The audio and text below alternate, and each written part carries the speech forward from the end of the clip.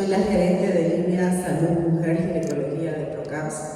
Les doy la más cordial bienvenida a esta reunión generada por ustedes y para ustedes. Y voy a dar paso al doctor Rodrigo Urquieta. Él es un doctor especialista en el área de gineco-obstetricia. Trabaja en la Clínica Montalvo, da docencia y es del Servicio de Ginecología del Hospital Universitario Japonés. Tiene experiencia y algunos tiene cursos también fuera de nuestro país, en la Ciudad de México.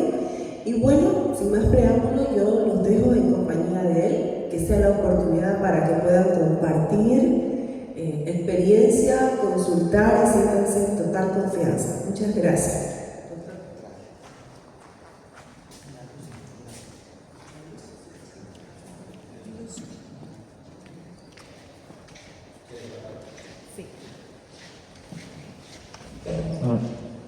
Hola, bueno, primeramente muy buenas noches y muchísimas gracias por la invitación. En esta oportunidad tocando un tema que es el día a día, el día de vivir dentro de nuestros hospitales, las pacientes con preeclampsia. Como bien sabemos, la preeclampsia es una patología prevalente, una de las 3 principales causas de mortalidad materna en nuestro país. Comenzamos arrancando con un proyecto que nace el año 2018 con la formación de la unidad de alta complejidad obstétrica, que es la conformación de medicina materno-fetal y medicina crítica en obstetricia.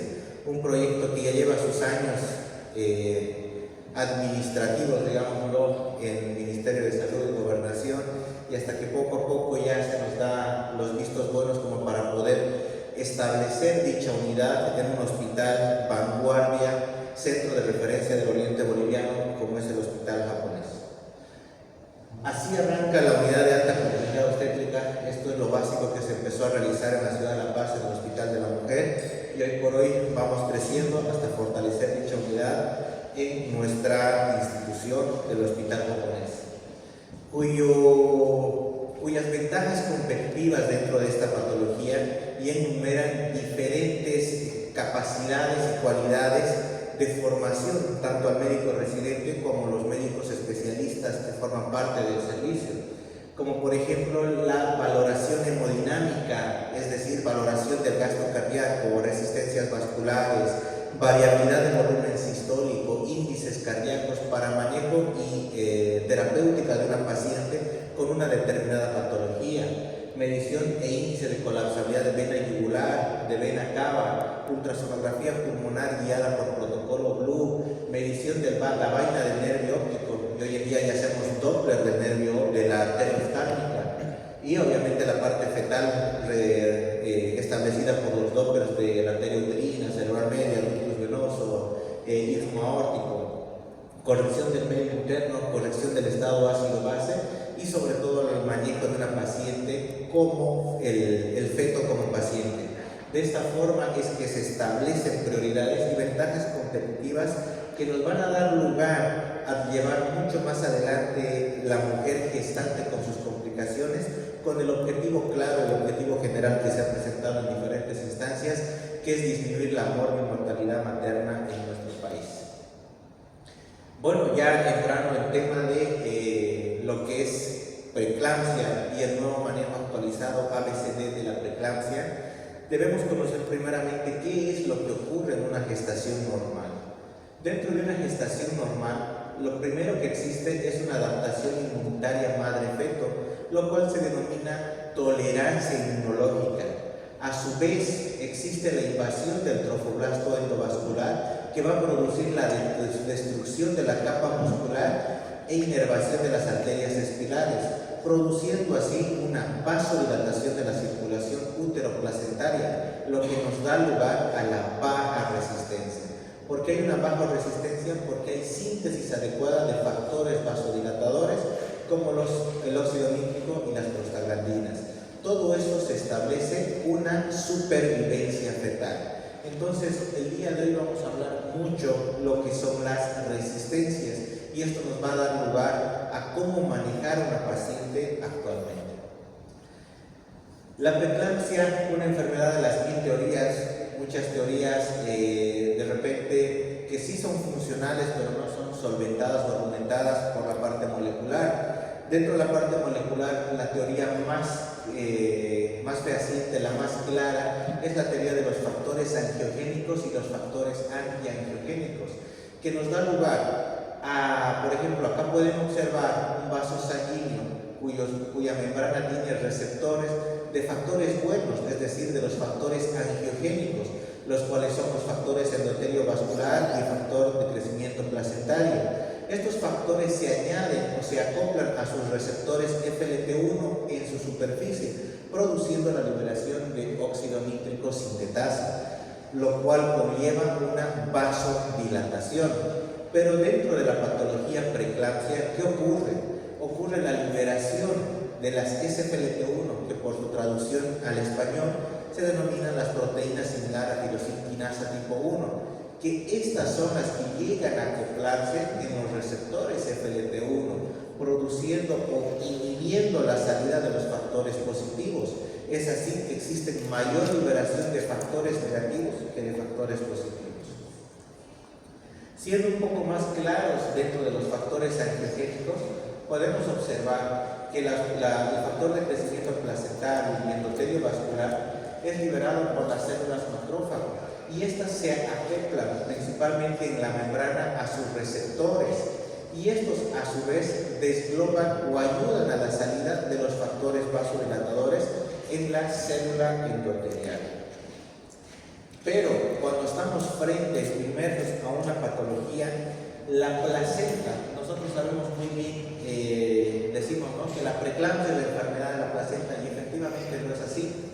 Esta placenta libera lo que es estas SFLT1, que se acoplan a los factores positivos y se inhibe la salida total de los factores positivos, teniendo así el vaso sanguíneo en un proceso de vasoconstricción. Teniendo la relación dentro de la fisiopatología, nosotros dentro de la nomenclatura de preeclampsia severa sabemos que es el incremento de la presión arterial acompañado de edema y proteinuria después de las 20 semanas. Pero hoy en día, gracias a la ciencia y gracias a los avances tecnológicos, podemos tener un patrón hemodinámico y establecer una conducta muy tempranamente, antes que se produzca la clínica de la paciente. Pues esta isquemia placentaria conlleva hipoxia, aumento de las SFLT1 que inhibe los factores positivos y actúa de dos formas: en el endotelio vascular y en los podocitos renales, produciendo una glomeruloenteriosis, lo que se va a ver manifestada por la proteinuria, que a su vez en los túbulos renales ocasiona su desprendimiento. Analizando la fisiopatología en una fase preclínica, muchas veces los factores genéticos, ambientales y inmunológicos dan lugar a esta placentación aberrante con la disminución de la perfusión placentaria, y esto se evidencia durante el primer y segundo trimestre, dando lugar a lo que es la fase preclínica.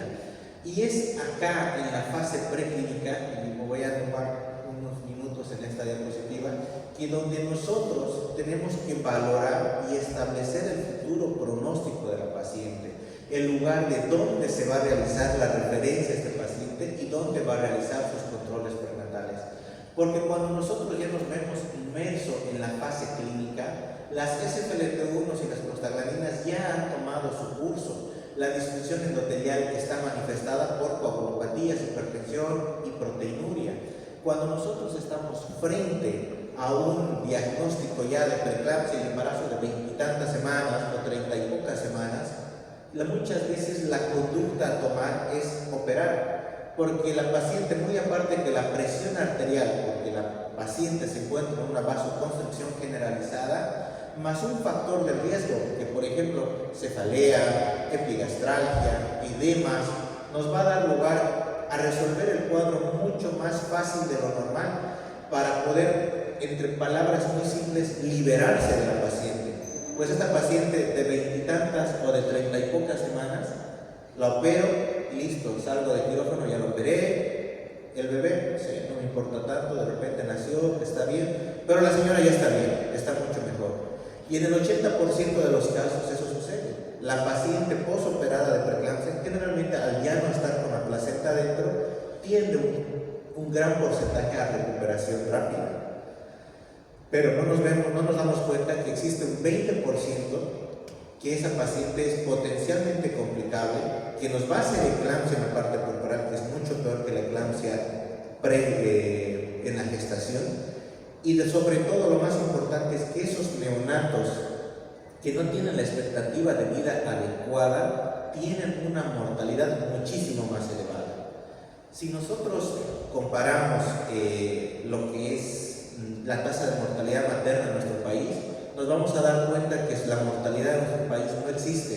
Prácticamente es un sesgo de nuestro ministerio, gobernación, qué sé yo, pero tenemos un déficit en cuanto a información, pues la única tasa de mortalidad materna que se ve manifiesto en el internet o en documentos legales es la que va del 2002, donde estamos con más de 263 por 100.000 nacidos vivos. Hace muy poco, en una reunión que se tuvo en la Ciudad de La Paz, una charla con personas del ministerio, los mismos del ministerio me dicen: no nos dé tanto palo, pero tampoco yo puedo defenderlos, ¿no? Decir que estamos excelentes en Bolivia, que no es así, porque ellos me dicen: doctor, bajamos hartísimo de 200 y pico, y hoy en día, actualmente, en un manifiesto que hace muy poco se me entregó, se dice que estamos con 163 muertes por 100.000 nacidos vivos, y lo tomamos como si fuera un gran festejo, y no es así. Pues si nosotros nos comparamos solamente con nuestros vecinos, Chile, Ecuador, Brasil, Argentina, nos vamos a dar cuenta que estamos pésimos en cuanto a mortalidad materna, y peor aún si comparamos nuestra mortalidad neonatal. No sé si hay un neonatólogo, a veces hay neonatólogos que siempre me dan la razón, que muchas veces es entregar al neonato por parte de la obstetra y cuidar más la madre. Por eso, siempre dentro de lo que estamos haciendo alta complejidad obstétrica es valorar al feto como paciente. Entonces, la mortalidad neonatal va muchísimo más allá, y es realmente de miedo observar los números que se manifiestan. Otra teoría comprobada dentro de la fisiopatología de la preeclampsia es la presencia de endoglinas. Su funcionamiento es muy similar al cual realiza la SSPLT1, pues de igual forma, cuando su liberación ya está activa, la SSPLT1 trabajando, existen unas metaloproteínas en la membrana que son la metaloproteína 14. Esta, a la endoglina de membrana que se encuentra, libera un radical que se denomina endoglina soluble. Esta endoglina soluble se acopla a los factores positivos y obviamente inhibe la liberación del óxido nítrico sintetasa, de igual forma que las SFLT1. Entonces, siendo un poco más específicos dentro de este funcionamiento, esta liberación o el funcionamiento de la metaloproteína P14 se ve igual inmersa por procesos de hipoxia, liberación de radicales oxidrilos, la producción de oxisteroides que por inhibición negativa van a dar lugar a la liberación de esta endoglina soluble, que obviamente ya sabemos inhibe la liberación de los factores positivos. Muchas veces yo me quedo con esta diapositiva, pues siempre les muestro, y en todas mis presentaciones ya es muy clásico mostrar esto dentro de lo que es mi persona, y realmente muchas veces, por no decir siempre, la preeclampsia en la mayoría de los hospitales de segundo o tercer nivel es vista de esta forma, solo lo que está en la superficie, y no vemos todo lo que está por debajo, que realmente es caótico, ¿no? ¿Por qué lo digo esto y por qué se expresa con esta imagen? Porque cuando a nosotros nos presentan la preeclampsia, principalmente tenemos hipertensión, albuminuria y puede haber edemas, pero cuando tenemos una hipertensión muy marcada y un signo de gravedad, muchas veces acá es que tomamos la conducta y no vemos todo lo que está allá. A mí se me enseñó cuando yo fui residente, Urquieta, paciente preeclampsia severa es paciente que se opera, es paciente que no sube a piso, independientemente de la edad gestacional. Y yo me fui con ese concepto.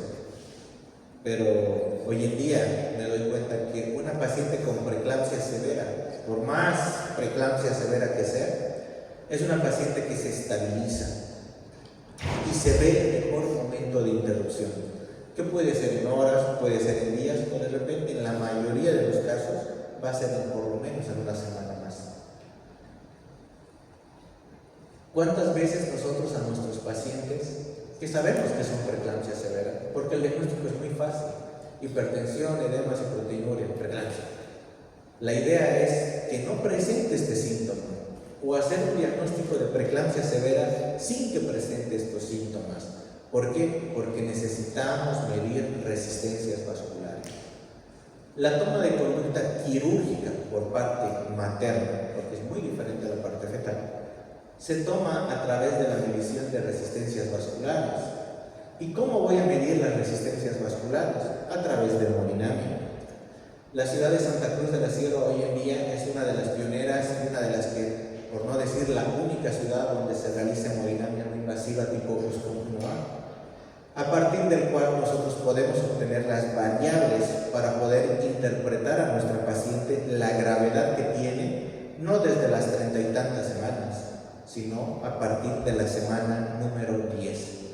Y a partir de la semana número 10 yo ya puedo tener la certeza de que esa mujer, independientemente de la edad y los antecedentes, va a desencadenar preeclampsia. Y a partir de ello, hacer todo lo mejor necesario para ella, para que no desarrolle esta patología o el desarrollo de su patología sea manejable y pueda ser viable para llegar a una expectativa latente de 36 semanas, mínimamente. Entonces, las resistencias vasculares es una parte muy profunda que a continuación la voy a hablar especificando mucho más claramente este tema. Otro factor es el desequilibrio de las fuerzas de Starling, es decir, el síndrome de fuga capilar. Entonces, cuando nosotros tenemos a esta paciente ya conocida, muy fácil de diagnosticar, muchas veces nos olvidamos un diagnóstico, el cual es el síndrome de fuga capilar. ¿Cómo se establece el síndrome de fuga capilar? Muy sencillo, a través de la medición de la presión coloidosmótica. ¿Cómo se mide la presión coloidosmótica? La presión coloidosmótica se puede medir por diferentes fórmulas, a través de proteínas totales, a través de globulinas, a través de albúmina principalmente. Y a través de ello yo obtengo una presión coloidosmótica, la cual está representada en milímetros de mercurio. Cuando la presión coloidosmótica es inferior a 15 milímetros de mercurio, esta paciente probablemente requiera una terapéutica aguda para su manejo, no de interrupción del embarazo. Todo esto lo voy a desarrollar mucho más adelante, pero para que quede claro, cuántas veces, o de repente algunos sí, me alegraría que así se hagan en sus instituciones, me digan, sí doctor, nosotros aquí en el hospital tantos medimos resistencias vasculares y a partir de resistencias vasculares y manejo de presión coloidosmótica, referimos o no referimos o manejamos a la paciente en nuestra unidad de alto riesgo. Y cuando las resistencias vasculares sobrepasan las 2000 dinas es cuando las operamos. Ese es el objetivo de la unidad de alta complejidad obstétrica, que no simplemente sea manifiesto en el hospital japonés, sino en todos los hospitales de segundo y tercer nivel de nuestro país. La microcirculación, la presencia de esquistocitos en un frotis sanguíneo, que desde nuestros primeros a terceros niveles podemos realizarlo muy fácilmente a través de una tinción de azul de metileno y la visualización de estos esquistocitos a través del microscopio. Nos van a dar lugar a que la presencia de ellos, de que probablemente esta paciente muy compleja va a ser aún mucho más, porque probablemente voy a desencadenar un síndrome, el cual es el síndrome de Martin. Al final les va a quedar muy clara la idea de qué es el síndrome de Martin. Y obviamente todavía la tecnología no llega mucho a nosotros, pero sí hay laboratorios que sí favorecen, no a todas, pero sí que hacen mediciones de SFLT1, laboratorios los más grandes de nuestra ciudad, principalmente acá y en La Paz, en otras ciudades, si no me equivoco, no hay, la medición de las SFLT1 y los factores positivos y también las endocrinas. A través de todo esto, es que nosotros, como médicos especialistas, como médicos residentes, como médicos clínicos, debemos tomar la conducta de nuestro paciente. Dentro de su fisiopatología, como ya habíamos hablado, la edad, las edades extremas, las dislipidemias, los factores genéticos, el antecedente mismo de que esa paciente ya sufrió de preeclampsia, viene de una familia que siempre desencadena preeclampsia, nos va a llevar a la hipoperfusión placentaria, estrés oxidativo y sobre todo disfunción endotelial. Si se dan cuenta, todas las teorías, toda la fisiopatología siempre conlleva a disminución de óxido nítrico y prostaglandinas y aumento de factores vasoconstrictores. Cuando nosotros vemos que se encuentra en este estado, nosotros tenemos que medir el tono vascular, lo que yo había hablado acá, las resistencias vasculares. Porque a partir de ello, yo voy a poder manejar y evitar que mi paciente nos llegue a una lesión glomerular produciendo proteinuria, a una isquemia hepática produciendo el aumento de las transaminasas. Obviamente la hipertensión va a estar ahí juntamente con toda la parte clínica, pero sobre todo que no nos haga una isquemia que nos puede dar lugar a una eclampsia. Este es el polimorfismo genético de la preeclampsia, donde ya sabemos la falla isquemia, eso nunca va a cambiar.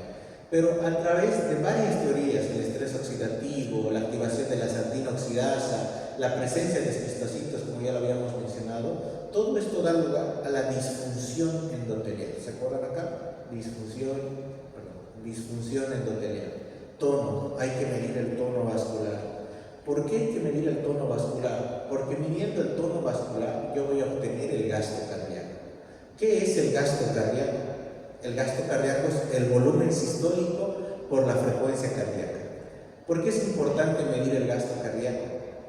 Porque el gasto cardíaco mínimo para que una gestación, independientemente del peso y la talla de esa paciente, debe ser de 4.5 litros. Cuando yo tengo una paciente que tiene un gasto cardíaco menor de 4.5 litros, están frente a una de las grandes complicaciones, aquí hablando de preeclampsia. Pero la hemodinamia, que ahorita vamos a hablar, no simplemente me sirve para todo lo que es preeclampsia, sino cuántas veces tuvimos pacientes que tienen sangrado, pérdida, sangrado, pérdida, sangrado, pérdida. Le hacemos cuantificación de antifosfolípidos, no es antifosfolípidos, y sigue. Y muchas veces nos ha tocado y nos ha llegado pacientes que tenía ese antecedente, que es un síndrome antifosfolipídico, le hicieron pruebas para lúpus, artritis reumatoide, y no tenía nada, pero seguía perdiendo, ya va a ser la quinta que va a perder. Entonces, algo tan sencillo que a veces se nos va de las manos como es la medición del gasto cardíaco. El gasto cardíaco es específico para cada mujer. No todas las mujeres deben tener más de 4.5, porque no todas las mujeres miden unos 70 y pesan 70 kilogramos. Es independientemente del peso y la talla, pero nosotros podemos obtenerlo muy fácilmente. Para resolver esa duda que les habíamos planteado hace un momento, esas mujeres con antecedentes de pérdidas, nos damos cuenta que manejaban un gasto cardíaco de 2,5, 3, y el esperado para ellas era de 5, de 6 litros por minuto. Entonces, ¿qué es la traducción más simple en la explicación de su fisiopatología? Que esa mujer no tenía una buena bomba, que es el corazón. Y nos damos cuenta que la mayoría de ellos son pacientes cardiópatas que no le dan la funcionalidad en la gestación y por ende no hay un desarrollo adecuado del embarazo. ¿Por qué? Porque no hay una bomba que los motive a proseguir dentro de la gestación. A su vez, entrando ya en lo que es la disfunción endotelial, manejo del síndrome de fuga capilar, adhesión celular, la presencia de daños radicales libres puede conllevar a una disfunción orgánica múltiple, lo cual ya lo vamos a ver manifiesto con encefalopatías, una oliguria, aumento de las transaminasas, disminución de las resistencias vasculares y muy probablemente, si no es manejada de forma correcta, ya nos lleva a la muerte. Entonces, eso es lo principal dentro de lo que es la fisiopatología de la preeclampsia. Ahora, ya entrando en tema a lo que es el ABCD de la preeclampsia. Dentro del ABCD de la preeclampsia debemos saber que el A significa manejo de líquidos en calidad y en cantidad. Y hay algo muy importante, que el 80% de nuestras pacientes se va a manejar solo con A, con manejo de líquidos en calidad y en cantidad. El 20 o 30% restante es aquel que recién va a necesitar apoyo de un antihipertensivo, y de ese 30%, solo el 5% es complicable y tiene riesgo inmediato de cirugía. B, abatir las resistencias vasculares a través de antihipertensivos. C, protección de órgano blanco. Y D, optimizar el corazón. Entonces, ahora sí vamos a desarrollar el tema. Si me permiten, porque la boca ya se me seca, un vasito de agua para...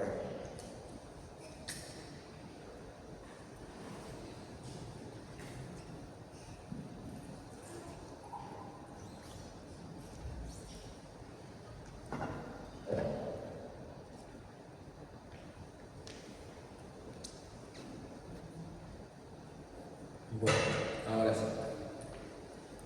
Manejo de líquidos en calidad y en cantidad.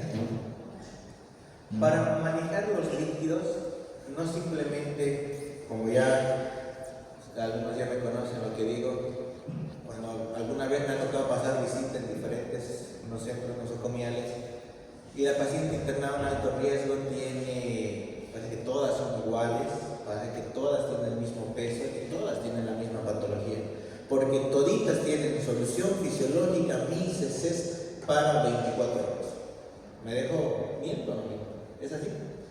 Todas las pacientes internadas en alto riesgo tienen su solución fisiológica, que como en alguna otra charla ya lo vimos, la solución de fisiológica no tiene nada.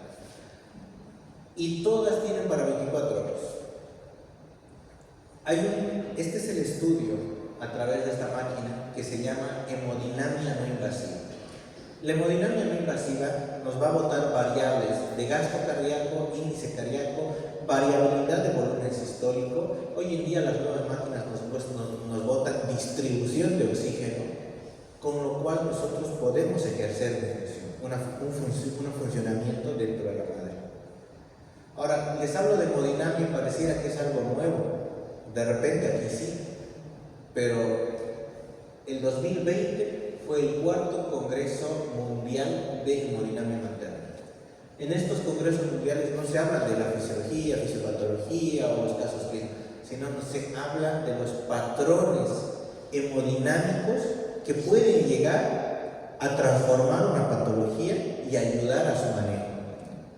El 2024, el año pasado, se llevó a cabo el congreso en Italia, y así se va repitiendo cada 2 o cada 4 años los congresos mundiales de hemodinamia materna.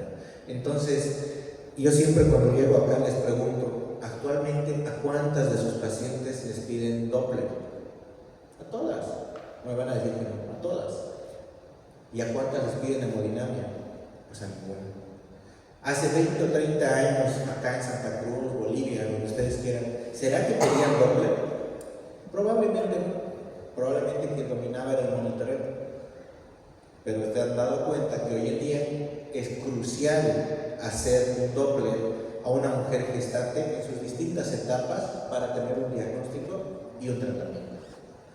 Entonces, existen muchos artículos que avalan el manejo de hemodinamia, incluso son como 20 artículos, que es nada más un procedimiento a través de un transductor muy pequeño que se coloca en la muesca paraesternal, con las variables antropométricas ya introducidas en la máquina de la paciente, como la presión, peso y talla.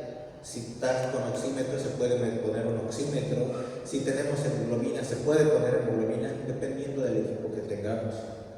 Y a partir de ello nos bota variables. Ejemplo, acá tenemos una paciente en una sala de emergencia donde llega con presiones desorbitantes de 180, 120, reumatizado, cefal, toda la clínica, todo un libro de preeclampsia la señora. Y le hacemos hemodinamia y vemos que tiene un gasto cardíaco de 4.7, un índice cardíaco de 2.5, resistencias de 1845. Para ponerlos en contexto, las resistencias normalmente o regularmente no deben exceder las 1500 dinas. Superior a 1500 dinas hay que intervenir. Y todavía hay pacientes, acá tenemos muchas mujeres jóvenes que pesan 50, 45 kilogramos, 60, y ya es mucho de hablar, cuyas resistencias vasculares no deberían exceder las 1100 dinas. O sea, hablar de 1845, estamos hablando que prácticamente está duplicando su umbral de resistencia. Y la variabilidad de volumen sistólico. Para medir volumen, para solicitar volumen, variabilidad de volumen sistólico en palabras simples significa: mientras más alejado del 10 estás, más volumen te falta. Tenemos 18 y hace falta una buena cantidad de volumen. Tenemos en el hospital japonés una casuística de una paciente lúpica con un embarazo de 29-30 semanas, cuyas resistencias llegaban a 3600 dinas. O sea, para que me vean que yo fui un ejemplo de 1800, hay pacientes que llegan hasta 3000, que obviamente la conducta ya es quirúrgica, ¿no? Es diferente la conducta, esa mujer ya no podía seguir con la gestación. ¿Y qué hicimos? Manejando el protocolo ABCD, con solo A, manejo de líquidos en calidad y en cantidad, es decir, coloides o cristaloides, logramos bajar las resistencias de 1800 a 1146. La indexada de 3500 a 1900 y subimos el gasto cardíaco de 4.7 a 5.8. Bajó la variabilidad 16 y todavía nos da chance de poder meter más volumen. Y aquí viene la pregunta: ¿y entonces cuánto volumen? ¿Cuánto debo administrar a mi paciente? Pues, como ustedes saben, la medicina 1 más 1 no es 2. Si tienen a mano una cámara, este es un código QR, el cual te lleva directamente a esta aplicación. Cada que se pide hemodinamia, nosotros siempre mandamos con el código QR para el manejo del especialista. Muy aparte que dentro del informe práctico que se entrega de hemodinamia, se sugiere, ¿no? Va con todo el respeto al médico, se sugiere lo siguiente, y ahí se le da prácticamente todo el tratamiento para que pueda manejarlo de una forma mucho más rápida y lo que necesita la paciente. Y este código QR le manda a esta aplicación, donde en la aplicación se le solicita poder la semana de gestación. Si alguien escanea el código, escanea una semana que ustedes quieran, más de 10 semanas. Ejemplo, 30 semanas y 5 días, de 28 años, que pese 100 kilos y que tenga una talla de 1.60. Le va a dar cuánto debería tener esa mujer. Pongámonos que nos sale de resultado 5.5, de volumen de 76 y resistencia de 1100. Entonces nosotros con el estudio ya realizado comparamos, ¿no? Y decimos, en el estudio salió esto y lo que necesita es esto. Entonces el informe viene muy fácil de leerlo, viene con toda la calculadora ya manejada para que puedan directamente solucionar el problema de la mujer gestante. Y sobre todo en este caso estamos hablando de preeclampsia, variabilidad de volumen sistólico. Y así que le hace falta volumen, debo pasar volumen. ¿Cuánto volumen voy a pasar? Antes de enseñar cómo se pasa el volumen, esta paciente preeclámptica, que muchas veces hay pacientes que se convierten cuando el gasto cardíaco está de 5.1, resistencias de 1100, esto es una paciente relativamente normal. Pero si por algún cuadro, patología o es que recién se realiza un nuevo acontecimiento, se miden nuevamente las variables y nos damos cuenta que el gasto cardíaco disminuye, las resistencias aumentan y la variabilidad aumenta. Entonces, lo que yo les comentaba de los patrones hemodinámicos que se miden en estos congresos es medir nada más estos números. Los patrones que emergen de la hemodinamia son los que nos van a dar lugar a la interpretación de los mismos. Tengo que manejar volumen, tengo que introducir líquidos. ¿Qué líquidos voy a introducir? Sabemos muy bien que dentro del agua corporal total se divide en intra y en extracelular, y que de este extracelular a su vez se divide en intersticial y en intravascular. Dentro del intravascular sabemos que equivale a 60 ml por kilogramo de peso, de los cuales el 85% es venoso y el 15% arterial. Esto muy útil para poder saber que esto es una mujer normal, pero una mujer gestante puede llegar a 80 a 90 ml por kilogramo de peso.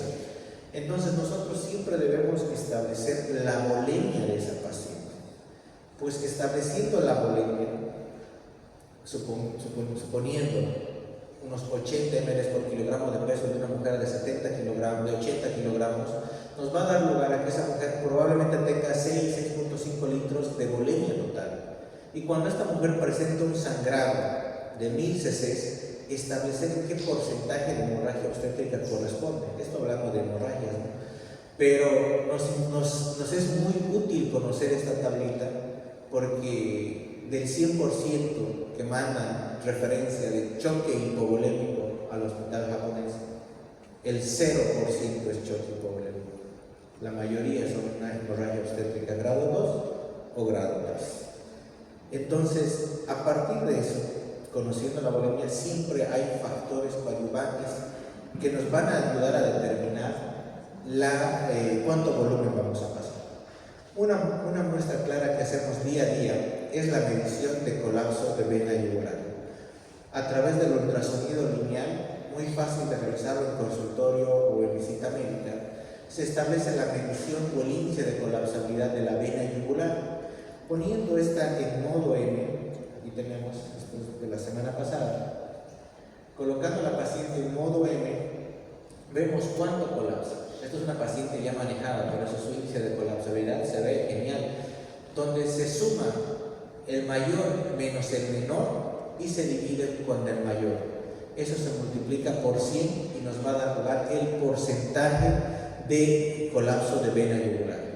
Cuando el colapso de vena yugular excede el 20%, le hace falta volumen. Tenemos otra prueba clara, muy aparte de la hemodinamia. Entonces ya realizamos hemodinamia, tenemos variabilidad ampliada, le hace falta volumen. Le hacemos colapso de vena yugular, le hace falta muchísimo volumen, tiene 45-46% de colapso de vena yugular. ¿Cuánto se maneja dentro de la paciente? La cantidad necesaria hasta establecer un colapso relativamente normal que no exceda el 20%. Obviamente dentro de una mujer preeclámptica, es el tema de conversación del día de hoy, es muy importante ver lo que es el diámetro de la vaina del nervio óptico. El diámetro de la vaina del nervio óptico se hace, nosotros lo hacemos en todas las pacientes para obviamente predecir complejidad, pero se debe hacer sí o sí en toda mujer que tiene antecedentes o que tiene un mayor riesgo de comorbilidad. ¿Cómo se realiza? A través del ultrasonido lineal en el párpado superior. Se mide, por la fotografía tal vez no se ve mucho, 5 milímetros a partir de la retina, y esos 5 milímetros a la distancia se hace un corte. Cuando este corte, este es el corte, supera los 0.8 centímetros o llega más allá de 1.2, nos está hablando que esta paciente, muy aparte de la preeclampsia que tiene hipertensión endocraniana, que probablemente oscile entre 18 o más allá, 18 milímetros de mercurio de presión intracraniana.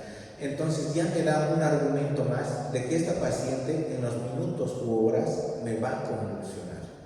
Entonces ya pasé volumen, cristaloides, y de cristaloides la solución preferida o la mejor utilizada en obstetricia siempre debe ser la solución Ringer lactato. ¿Por qué Ringer lactato? Porque dentro de sus aditivos, como son el calcio, el potasio y el sodio y el cloro, tiene una proporción similar a la que rige en el medio interno, y no así la solución fisiológica, que simplemente tiene sal en una miliequivalencia elevada al valor normal que nosotros tenemos. Entonces, valorar mucho también en esta parte de líquidos el medio interno, medir la presión coloidosmótica. Dentro de los volúmenes, ahorita vamos a hablar de la albúmina, puede existir este síndrome de fuga capilar. Este síndrome de fuga capilar no es nada más que el aumento de la presión hidrostática capilar, disminución de la presión oncótica por alteración ya en el funcionamiento muscular de los vasos sanguíneos y obviamente el aumento de la permeabilidad de la capilaridad por deficiencia de proteínas y por obviamente alteración por la presión que está sufriendo esa mujer. Entonces debemos establecer que ya le hace falta volumen a mi paciente, le hace falta ponerle mayor cantidad de cristaloides y necesito ver si no le hará falta poner coloides. Para ver eso se realiza lo que es la premedición de la presión coloidosmótica. La presión coloidosmótica se la calcula de diferentes formas, a través de proteínas totales, a través de proteínas séricas, de globulinas igual hay fórmulas y sobre todo la más fácil de realizar a través de albúmina sérica. ¿Cómo se realiza? 8.1 por albúmina sérica menos 8.2. El resultado te va a dar en milímetros de mercurio la presión coloidosmótica que tiene tu paciente. Muy fácil de calcular, no se nos puede ir ni en primero, segundo ni en tercer nivel. Y debemos saber que sin embarazo la presión coloidosmótica es de 26, con embarazo de 22 y en el puerperio sí puede ir a derecho a disminuir. Entonces, en palabras simples, siempre debemos tener una presión coloidosmótica en nuestra mujer gestante mayor a 20 milímetros de mercurio, ideal 22. Una vez que se ha establecido la presión coloidosmótica, tenemos que sacar el índice de briones. ¿Qué es el índice de briones? Es la relación o la diferencia de la presión coloidosmótica sobre la presión arterial media. No tiene unidades de medición y no es nada más que la división de lo que nosotros calculamos acá, la medición de la presión coloidosmótica sobre la presión arterial media, que es muy fácil de obtenerlo de nuestro paciente en el momento que estamos trabajando.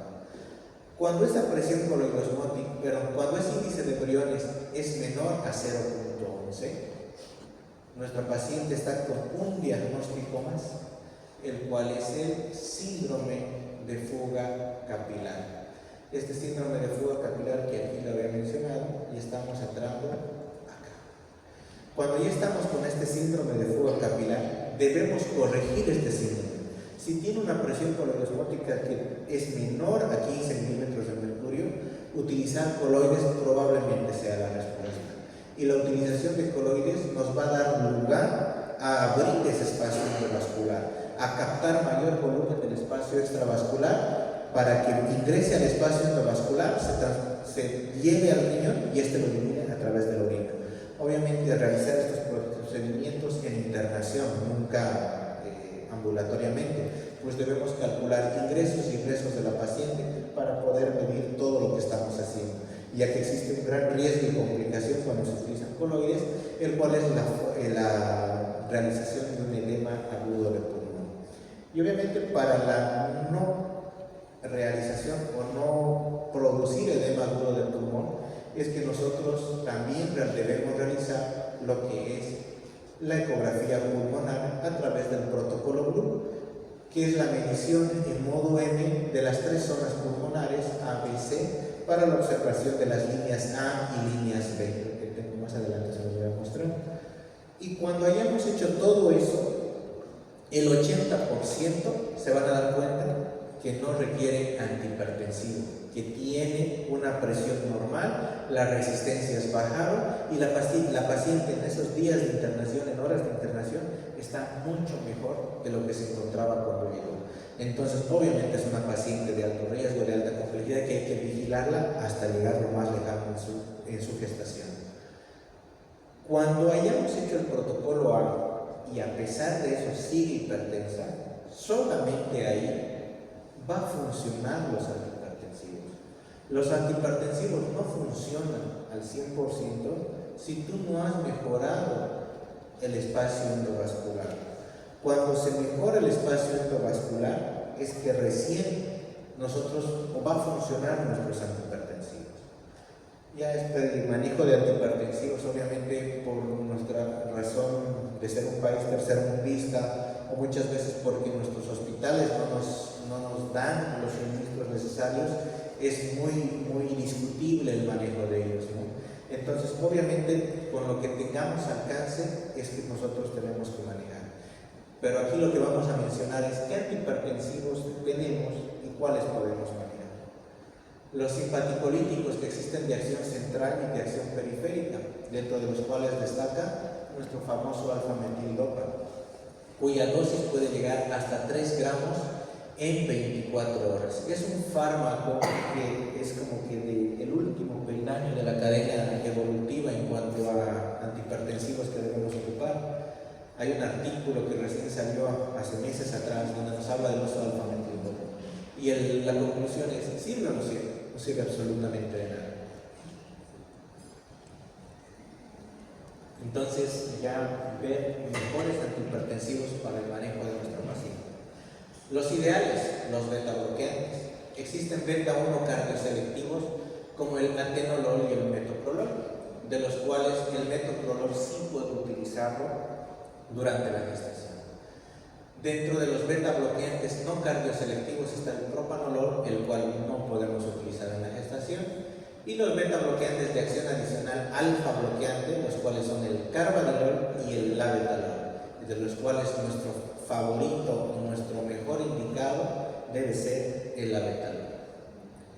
Describiendo uno por uno de ellos, el metoprolol es un beta-bloqueante adrenérgico que muchas veces nos ayuda a bajar la presión arterial de forma súbita y también tiene un cierto riesgo en la disminución de la frecuencia cardíaca.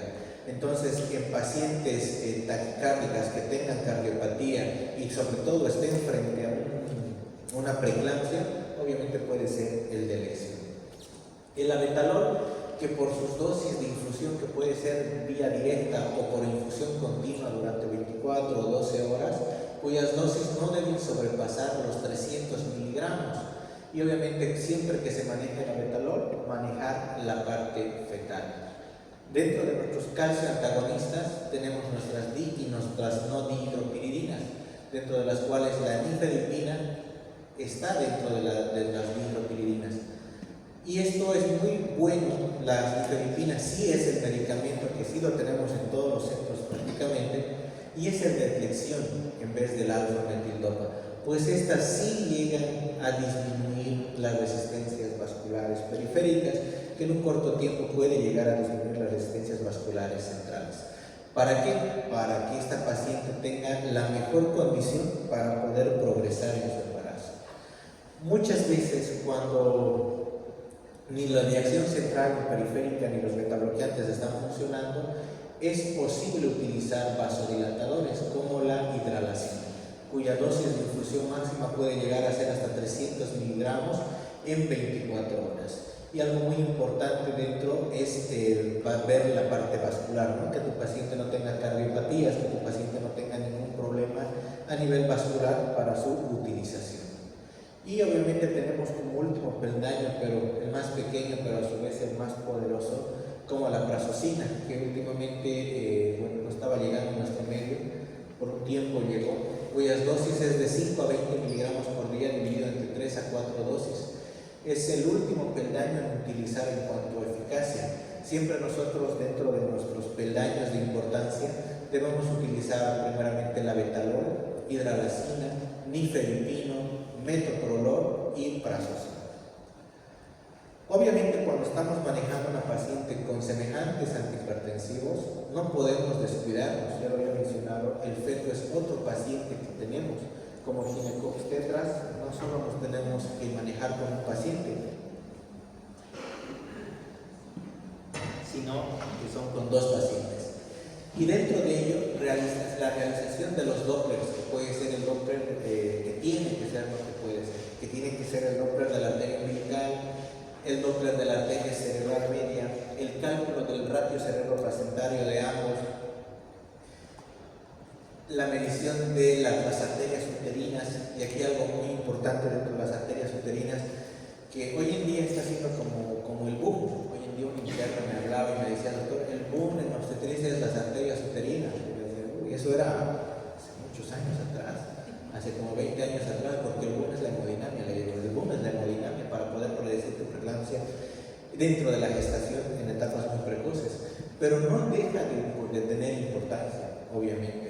La medición del Doppler de las arterias uterinas y la presencia de los notch o la muesca protodiastólica a partir de la semana número 10, número 12 o en los inicios de la gestación, nos van a dar lugar a la utilización y al mejor manejo, que está avalado por muchísimos artículos, que es el ácido acetilsalicílico de 150 miligramos, cuya eficacia nos da un gran porcentaje de salida de nuestro paciente hasta prácticamente más allá de las 30 semanas, obviamente utilizándolo desde la gestación muy temprana. Es muy útil cuando se utiliza menos de las 15 semanas y obviamente se llega mucho más allá de las 30 semanas. La dosis recomendada según la OMS es de 150 miligramos. Entonces eso es algo muy importante. Obviamente en condiciones mucho más pequeñas, la realización del ductus venoso, el istmo aórtico que hoy en día realizamos, tenemos pacientes en terapia intensiva y en cuidados intermedios con gestaciones de 17-20 semanas, de los cuales nos es muy útil calcular la viabilidad a través del istmo aórtico. Eso no, ya batiendo resistencias vasculares y mejorando la protección del órgano blanco. Ahora, una vez que ya hicimos el protocolo AB, esto es C, la protección a órgano blanco. Este C debemos realizarlo siempre, independientemente de no realizar B, a través de la optimización o el manejo del sistema nervioso central, produciendo la estabilización de la membrana a través de sulfato de magnesio. Existen muchos esquemas, ustedes ya los conocen: esquema de Pritchard, esquema de Sussman, el de Sibay, y el que actualmente se utiliza más que todo acá en nuestra ciudad es el Sussman modificado, que son los 4 gramos divididos en 250 para 20 minutos y los de mantenimiento de 1 a 2 gramos para 24 horas. La pregunta es: ¿hasta cuándo nosotros vamos a mantener nuestra infusión de Sussman? Como comentario, nos mandaron una paciente, no voy a decir de dónde, pero con su esquema de Sussman, y que mientras más Sussman le ponían, menos se va a complicar. Nos mandaron de una paciente potencialmente complicable a una paciente complicada, cuya intoxicación por sulfato de magnesio llegó a la unidad de terapia intensiva del hospital japonés con un magnesio de 8 miligramos sérico. Entonces eso es un boom. La nomenclatura y la literatura nos dice cuánto magnesio debe tener tu paciente para que esa no te convulsione. La literatura dice de 4. Cuando tu mujer, tu paciente tenga 4 miligramos sérico de magnesio, no te va a convulsionar. Pero llegar a 4 en el diario vivir es muy difícil si es que no se produce una intoxicación. Pero en nuestro medio, tener un magnesio que sobrepase los 2.5 miligramos en gestación te va a evitar complicaciones para eclampsia. Entonces siempre medir. Tenemos para eso un laboratorio que nos va a ayudar a medir los niveles séricos de magnesio. Y obviamente ya sabemos que cuando hay una intoxicación, el gluconato de calcio va a ser nuestro aliado. Lo había mencionado dentro del paciente con patología compleja, la medición de la vaina del nervio óptico. Aquí está un poquito más claro: 5 milímetros y un corte transversal. Y lo que nosotros realizamos hoy en día para establecer riesgos de eclampsia, muy aparte de la medición del magnesio, es la realización del Doppler de arteria oftálmica, que no es nada más que la medición de una de las ramas de la carótida interna, la arteria oftálmica, a través del transductor lineal, y nos damos cuenta que estamos frente a una arteria oftálmica, pues esta tiene 2 sístoles, 2 picos, cuyo valor normal debe ser mucho más allá de 0.8, otros dicen más allá de 1 o de 1.2. ¿Y cuando nosotros nos asustamos cuando realizamos Doppler de arteria oftálmica? Porque cuando nosotros la vemos dibujada nuestra arteria así de bonito, ya sabemos que esa paciente no se va a complicar. Pero cuando se nos es difícil visualizar la arteria oftálmica es porque se está ocultando más. A diferencia de las resistencias vasculares que medimos en la aorta, en la circulación uteroplacentaria, que está incrementada en la preeclampsia, en el sistema nervioso central representado por la arteria oftálmica están disminuidos. Cuando la disminución de esta resistencia y pulsabilidad es menor de 0.8, la complejidad es mucho mayor. Y obviamente eso no va a ir acompañado de un diámetro de vaina del nervio óptico normal, sino a través de un diámetro de vaina del nervio óptico súper incrementado. Hay un estudio que está próximo a salir, el cual lo realizamos en una casuística en la ciudad de La Paz, donde vimos que mujeres de altura manejan diámetros de la vaina del nervio óptico superiores a 1, 1.2, 1.3 y ni siquiera son preeclampsias. Probablemente la altura ejerza un factor dentro de ellos, pero aquí prácticamente no altura, digámoslo así, mujeres que no están en estas circunstancias, sus valores normales son, como lo dice la literatura, no superan los 0,8 milímetros de normalidad. Y obviamente con todo esto, optimizar corazón. Y aquí algunas veces me olvido mencionar, cuando el ABC no funcionó y seguimos teniendo un gasto cardíaco menos de 4.5 litros, unas resistencias por encima de los 1400, 1500, podemos utilizar un medicamento, el cual es el levosimendan. El levosimendan, antiguamente, cuando llegué por primera vez acá, costaba $2,000. Ahora creo que cuesta más de 1,000 bolivianos. Entonces, y es un medicamento muy útil, pero obviamente manejado o practicado en unidades de terapia intensiva, cuyas metas hemodinámicas dentro del protocolo ABCD de la preeclampsia debe ser corregir la fuga capilar, cuya presión coroidosmótica debe ser mayor a 16 milímetros de mercurio, un índice de briones mayor a 0.15, un gasto cardíaco mínimo mayor a 4.5 litros y que las resistencias vasculares no excedan las 1500 millas. En las conclusiones de la charla, manejar el volumen va a ser el 80% de nuestro tratamiento. Con el volumen nosotros vamos a tener una pampa perfusoria que no supere los 100 o 105 milímetros de mercurio, un adecuado gasto y unas resistencias vasculares. Todo esto se fue poco a poco gestando con muchos libros de un gran maestro que siempre lo menciono, el doctor Carlos Briones Garduño, un maestro mío, quien fue inventor, o en honor a él se lleva el índice de Briones. Y bueno, algo les había mencionado, como para dejarlos picados al final, que es el síndrome de Mati. ¿Cuántas veces escucharon a una paciente referida por el síndrome de Mati en una preeclampsia? Como comentario, la anemia hemolítica se describió por primera vez en 1952, las publicaciones en el año 1954. En México, López Llera, en el 76, vio que en las pacientes preeclámpticas destacaba lo que es la trombocitopenia. El 81 Díaz de León publica 20 casos con preeclampsia y eclampsia donde existía hemólisis intravascular. Espinosa y Díaz de León, en el año 1982, por primera vez a nivel mundial, publican una casuística de 79 pacientes con preeclampsia y eclampsia, complicada con microangiopatía trombótica y hemólisis intravascular. Eso es lo que significa el síndrome de Mati, microangiopatía trombótica y hemólisis intravascular. Esta publicación se realizó en una revista mexicana. Meses después del mismo año, Weinstein publicó 29 casos muy irrisorios, muy discutibles, pero se le ocurrió un acrónimo: síndrome de Hell, hemólisis, enzimas elevadas, low platelets, síndrome de Hell. Hoy en día, porque se publicó en una revista americana, todo el mundo conoce lo que es el síndrome de Hell, pero muy pocos saben lo que es el síndrome de Mati. Hay un artículo que habla, un artículo muy bonito, que es la microangiopatía trombótica, la mentira del síndrome de Hell. Dentro de las complicaciones de una paciente crítica con una preeclampsia, les había comentado que de ese 100%, el 30% o 20% es complicado y de ese 20%, el 5% es aquel que va a desencadenar un cuadro atroz. Estos cuadros atroces nos pueden dar lugar a microtrombos en la circulación pulmonar, hemorragia intraparenquimatosa, necrosis cortical renal, etcétera, etcétera.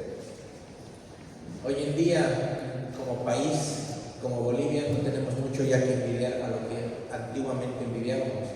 Esto es la unidad de terapia intensiva y medicina crítica del Hospital General de México, Dr. Eduardo Lisiano. 2018-19 se empieza a hacer las prácticas de lo que es la unidad de alta complejidad obstétrica en la ciudad de La Paz, Hospital de la Mujer, y actualmente venimos a desarrollar y a realizar este proyecto de alta complejidad en el hospital japonés, donde actualmente la capacitación no simplemente es personal, ¿no?, sino también de todos los médicos residentes, sobre todo residencias de último año, cuyos médicos tienen nuevas variables, nuevas capacidades de formación. Pues queremos formar médicos que nos hablen de gastro, resistencias, presiones coloidosmóticas y sobre todo que nos hablen de una preeclampsia de la era del 2021. Como servicio de la unidad del hospital japonés, ya cambiamos lo que era siempre yo les digo en forma de chiste, el útero, trompa y vagina, altura, situación, posición y presentación, eso era alto riesgo. Y de repente en algunas situaciones es situación, posición, presentación más frecuencia cardíaca. Pero dentro de esta unidad lo que se pretende hacer es el manejo íntegro, manejar a una paciente por el sistema neurológico, realizando los Doppler, mediciones de vaina del nervio óptico, cardiodinámico, realizando hemodinamia no invasiva, realizando colapsos de vena yugular, vena cava, ventilatorio, manejando protocolo Blue para ecografía pulmonar, digestivo metabólico, manejando presiones coloidosmóticas, hídrico renal a través de las mediciones de índices urinarios y perfusiones de los mismos, hematoinfeccioso, ginecobstétrico, fetal y musculoesquelético.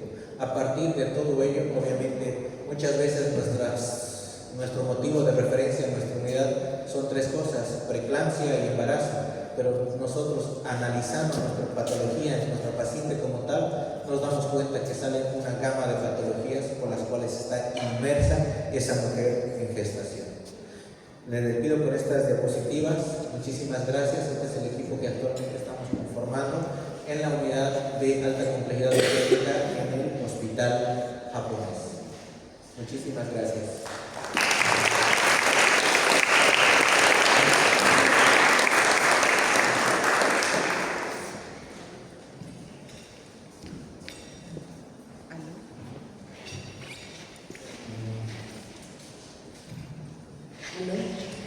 Bueno, muchísimas gracias, doctor. No sé si alguno de los presentes tiene alguna consulta. Por favor, levanten la mano. Sí, tenemos acá.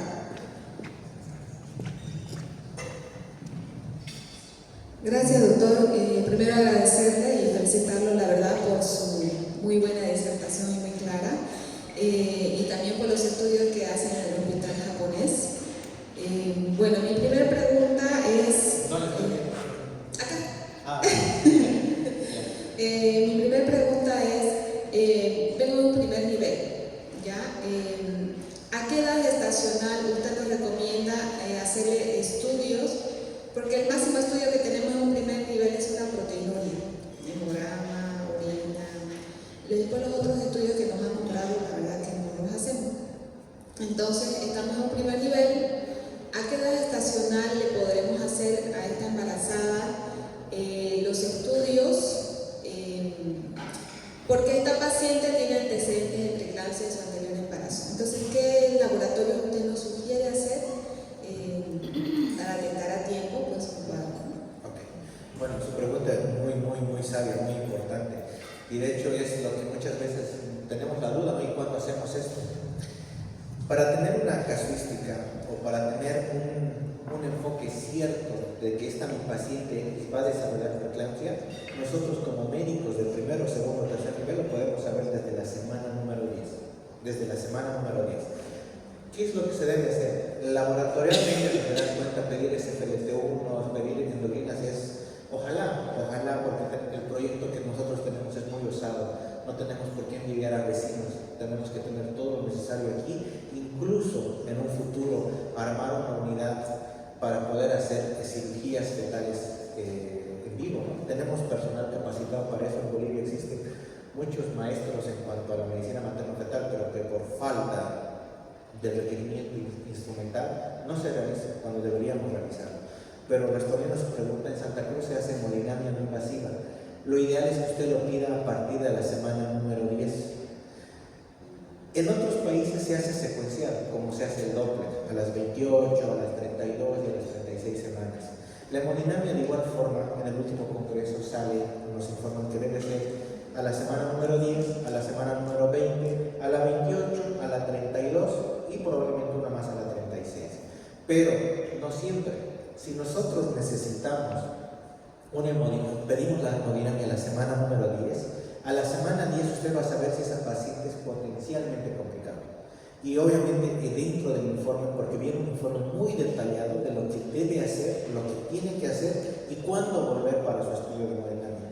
Yo en palabras simples a veces le digo la garantía que te da el estudio. Prácticamente te dice, te garantizo desde hoy que tiene 10 semanas hasta las 28 o 20 o 22, no sé, a través de las calculadoras que nosotros introducimos nos da esa seguridad.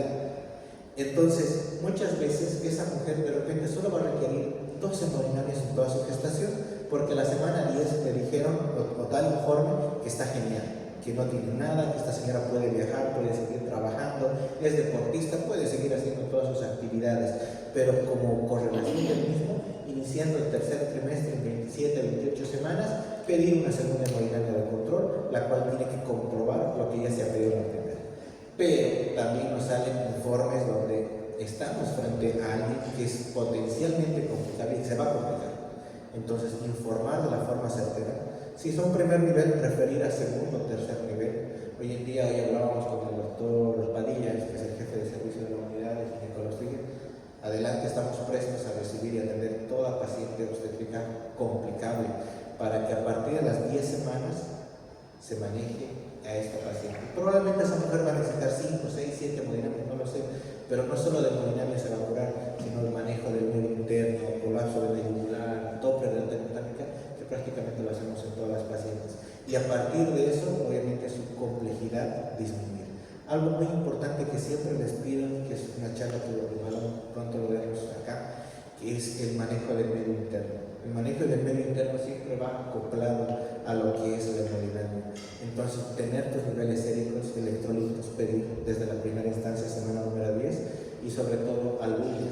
La albúmina, yo siempre les digo a mis pacientes en la parte privada, me dicen, estoy bien, me dicen, yo sé que estás bien, y la idea es que sigas bien, porque estás frente a una patología que se llama preeclampsia, que yo lo sé desde la semana número 10, y tu albúmina ya está ahorita en 2.1, pero estoy bien.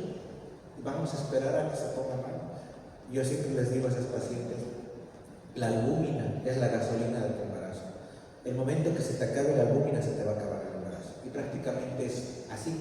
Entonces, respondiendo a su pregunta, otro muy aparte de los electrolitos, la albúmina.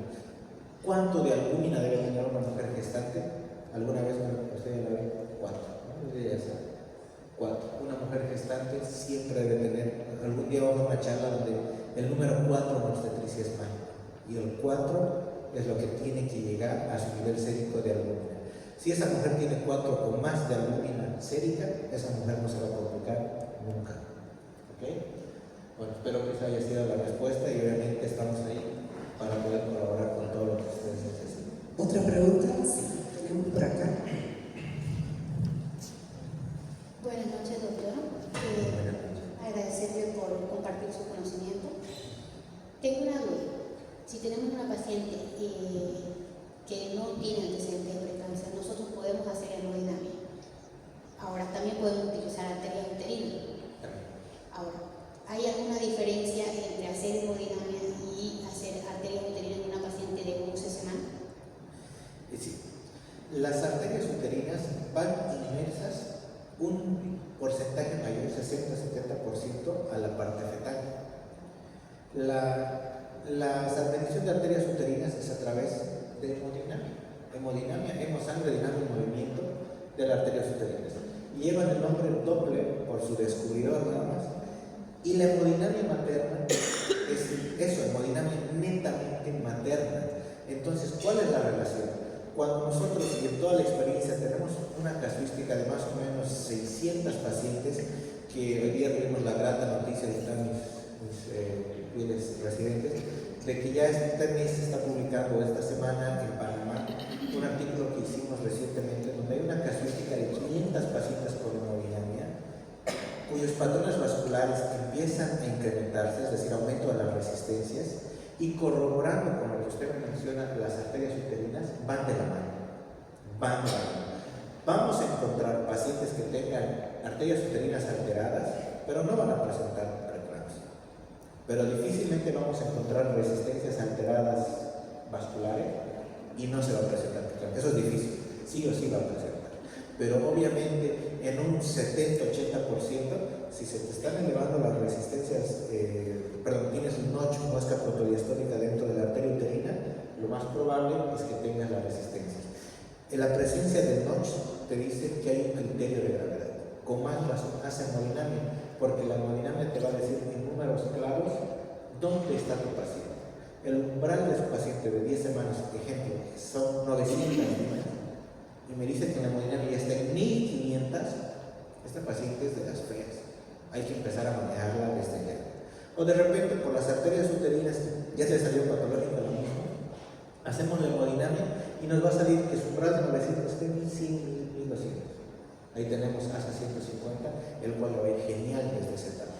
Pero cuando ya vean que sus resistencias están mucho más elevadas, requiere otros procedimientos un poquito más invasivos para poder mejorarlas. Muchas veces me dicen, pero eso es ya tercer nivel, cuarto, sí. Pero dentro del informe, cuando ustedes lo soliciten, está absolutamente todo a través del web para ustedes y a través de todo lo que se debe hacer. Y obviamente nosotros, como, no solamente como alta complejidad obstétrica, sino como medicina crítica obstétrica, estamos prestos a colaborar en todo lo que mire que doctora, póngale esto, hágale aquello, cuánto le salió, y hacemos un seguimiento que obviamente no tiene ningún costo ni nada, sino es parte de lo que nosotros queremos hacer para el desarrollo y obviamente disminuir la mortalidad de nuestra vida. ¿Okay? Segunda pregunta. Sí, adelante. Si tengo mi paciente de 11 semanas y ya dice la arteria uterina está alterada, la hemodinamia está alterada, utilizamos ácido acetilsalicílico, 150. Eso sí o sí. Pero ¿hasta cuándo? Dependiendo, mínimamente hasta las 30 semanas. Pero muy aparte de la utilización del ácido acetilsalicílico, que va a ser sí o sí, cuando esta paciente me está poniendo que está más fea, que tiene resistencias más elevadas, la medición del medio interno, el manejo de albúmina, el manejo de repente de anticoagulantes subcutáneos como la enoxaparina, según dosis kilo peso de la paciente, va a hacer que dé lugar a que pueda proseguir el embarazo. Entonces, realizando todo esto, muchas veces, siempre, como le digo, el 80% sale adelante y no utilizamos antihipertensivos. Cuando tenemos esa paciente, sabemos que la bomba está fallando, el gasto cardíaco, y las resistencias están haciendo que los vasos sanguíneos estén en vasoconstricción por las SGLT1 y todo lo que ustedes quieren. Nuestro enfoque es llegar a tener ese vaso sanguíneo como debería ser, en un proceso no de vasodilatación, pero mínimamente esperable para que sus resistencias como meta hemodinámica sean menos de 1500. Ya sabemos que va a tener todo, pero que su meta siempre esté por debajo de 1500. Hay casos, obviamente me ha tocado vivir muchos de ellos, pero es el 5%, donde hagamos lo que hagamos, esa paciente máximo va a llegar a 28, 27 semanas y se va a complicar. Y donde ya me va a dar una alteración no solamente en la uterina, sino en la cerebral media, en la umbilical, y la resistencia ya prácticamente revienta. Les puse el caso de una mujer que llegó a 6.000, llegó a 6.000 de resistencias. Entonces, ¿qué estamos haciendo con el embarazo? Ese embarazo teníamos que terminarlo hace rato. ¿Por qué? Porque si no hago, voy a producir una ruptura del vaso a nivel derrame cerebral, y aparte que la eclampsia va a ser nada en comparación de lo que va a llegar a acontecer a esa paciente, que probablemente es la muerte. ¿Ok? Y la última pregunta, por favor. Buenas noches, doctor. Adelante. Excelente su ponencia, muchas gracias por el tema, gracias a los organizadores. Doctor, la hemodinamia no invasiva, ¿dónde lo realizan? Como primer nivel se llena el D8, ¿con qué diagnóstico lo pedimos para hacer la pesquisa? Y qué edad gestacional, dice a partir de las 10, pero es exclusivamente a las 10 o tiene desde hasta. Respondo a la pregunta. Yo estaba en la lucha, estoy en la pelea, testigo mis fieles seguidores, estoy haciendo todo lo posible porque este estudio se haga en el hospital, que sea gratuito, esa es la idea. Pero hasta que no haya ese estudio, está la parte privada. La única clínica que realiza es la clínica Montalvo.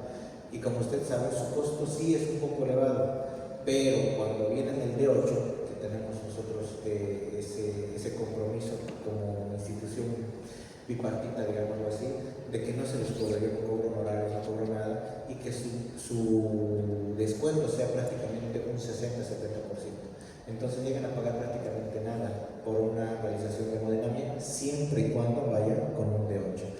¿Cuándo pueden pedirlo? A partir de la semana número 10 para adelante, a las 11, 12, 13, 14, cuando usted la haya captado. Y el estudio le va a decir a usted que la captó a sus 17 semanas, le garantizo que no va a pasar nada, de repente hasta la semana 30, repetir a la semana 30 y a las 30 se repite. ¿Okay? Siempre hay un buen número, un espacio largo cuando están muy bien las pacientes.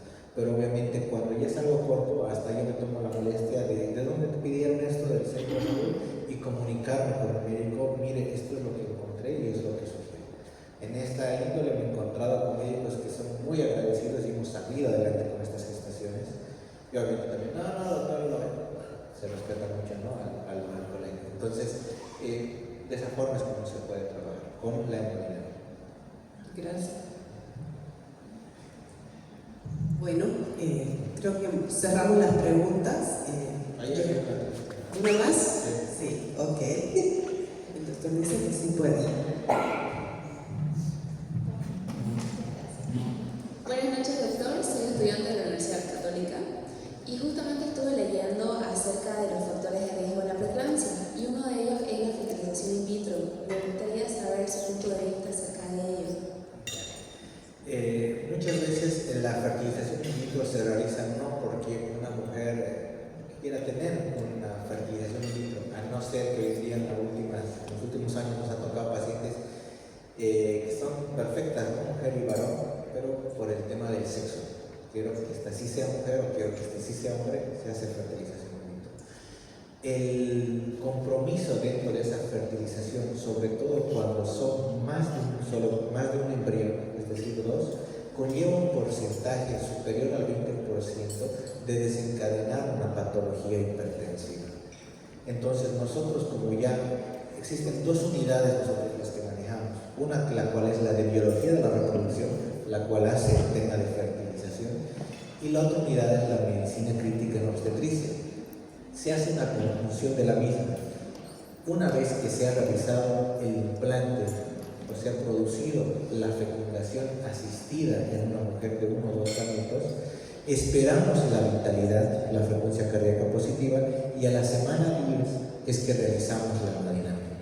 ¿Existe un porcentaje de realización? Sí, claro que sí. Hay un artículo que ojalá, es algo que también como queja lo voy a decir, a nivel nacional muy poco producimos, tenemos muchos, no solamente yo, hay muchos profesionales que tenemos artículos publicados.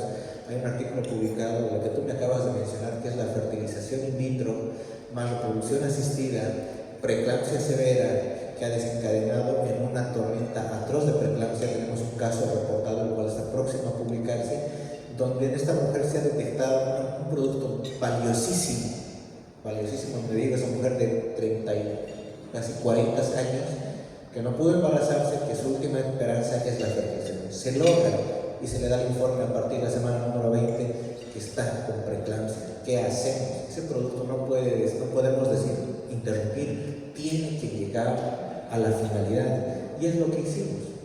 Entonces, a través de las resistencias y a través de la hemodinamia y a través de un manejo que es un poquito más desarrollado de medicina crítica, se puede llegar a lograr un objetivo de tener esos niños, un niño por reproducción asistida, productos valiosos, que sí existe un porcentaje de un 15 o 20% de desencadenar patología hipertensiva. No todos lo realizan, solo el 20%. Muchas gracias, doctor. Bueno, muchísimas gracias. Damos por concluida la reunión. Agradecemos a ustedes su participación y en especial al doctor. Le damos un aplauso, por favor. Muchísimas gracias. Gracias por la oportunidad. Esperamos seguir acompañándolos en educación médica continua y sería todo. Bueno, yo quiero agradecer de parte de la Red Sur y de parte del CIRME Red Sur, que también estamos acá presentes, al Laboratorio Procas primeramente por darnos la invitación y poder hacer esta charla tan bonita, y también al doctor, muy agradecido al doctor, y la verdad que nos agradó su explicación.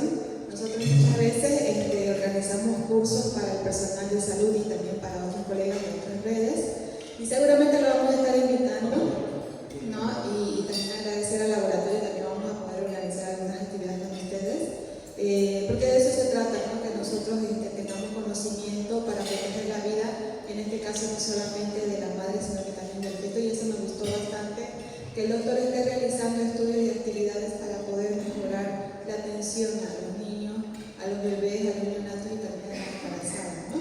Y muchas gracias a ambos y a todos los organizadores. Gracias. Gracias, doctor.